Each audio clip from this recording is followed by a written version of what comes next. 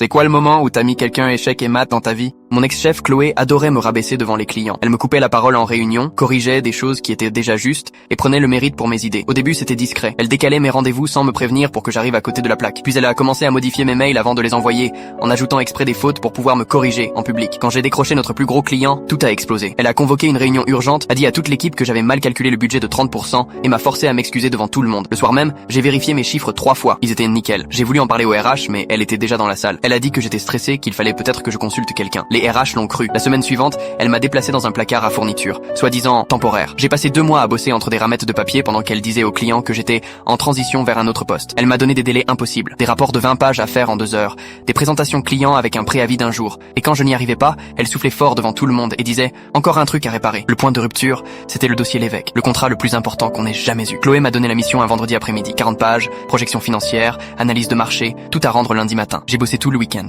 Samedi au bureau jusqu'à minuit. Ma copine m'a envoyé des messages furax. J'ai raté l'anniversaire de mon neveu, mais j'ai rendu un travail de malade. Lundi matin, elle a regardé le dossier 30 secondes. C'est du travail d'amateur, inutilisable. Elle me l'a rendu, couvert d'annotations en rouge. Corrige tout pour ce soir, sinon t'es sorti du projet. Je suis resté jusqu'à 3 heures du mat, à corriger des trucs qui n'étaient même pas des erreurs. Elle avait barré des chiffres justes, traité la mise en page pro de brouillon, et m'avait demandé de changer des termes techniques parce que c'est trop compliqué. Mardi matin, je rends la version corrigée. Elle ne la lit même pas. Pas assez bon. Je vais le faire moi-même. L'après-midi, je l'ai vu présenter mon travail, mot pour mot. Même slide, même données, même conclusion. Elle avait imprimé ma version originale et mis son nom dessus. Les clients ont adoré. Ils ont signé direct. Un contrat à 2,3 millions. Pendant la fête, le PDG de Lévesque l'a félicité pour sa vision innovante et ses analyses brillantes. Chloé a tout pris avec un grand sourire. Elle a même fait un discours sur le vrai leadership et l'excellence. Mais moi, j'avais tout gardé. Chaque mail, chaque demande de correction, chaque version de chaque doc. La semaine suivante, elle annonce qu'elle est promue directrice régionale grâce au fameux projet Lévesque. Le PDG a dit, c'est exactement le type de leader qu'on cherche. Elle a commencé à déménager dans son nouveau bureau. Vue incroyable, grand bureau, fenêtres partout. C'est là que j'ai frappé. 3 jours à préparer le mail parfait. Toutes les preuves triées par date. Capture d'écran où elle traite mon boulot de nul, à côté de photos où elle le présente comme le sien. Horodatage montrant qu'elle m'a saboté exprès. Le vendredi après-midi, j'ai envoyé ça à toute la direction, PDG inclus, en pièces jointes, tous les mails, les preuves qu'elle a trafiqué mes docs, et les photos où elle montre mes slides, sans mon nom. La réponse a été immédiate. Son assistante est venue la chercher en pleine réunion. 20 minutes plus tard, elle débarque à mon bureau, rouge de colère, main qui tremble. Tu viens de foutre en l'air ta carrière ici. Elle l'a crié tellement fort que tout l'étage l'a entendu. Derrière elle, il y avait Janet des RH et Monsieur Bernard, le PDG, tous les deux avec une copie imprimée de mon mail. En fait, Chloé, a dit Bernard calmement, je crois que c'est ta carrière qui vient de s'arrêter. Elle a été escortée dehors le jour même. Moi, j'ai eu sa promotion, son bureau et des excuses officielles de la boîte. Abonne-toi pour d'autres histoires.